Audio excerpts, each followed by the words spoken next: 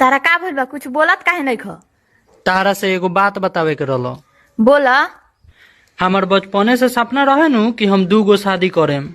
2 शादी? हमरा के धोखा देब? अरे ना हो, प्यार तो तोहरे से करेम, ओकरा से खाली काम करावल जाई।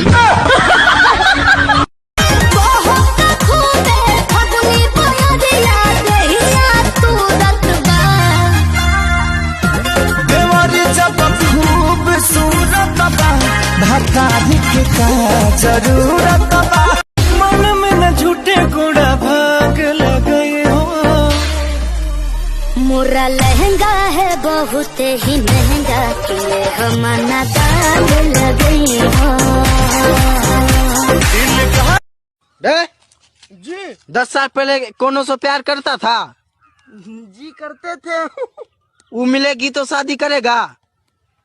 ओकरा 5 गो बच्चा के तोरा बाप किया करे।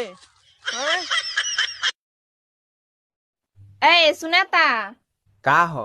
खाना खाइब ना तो पीएम का।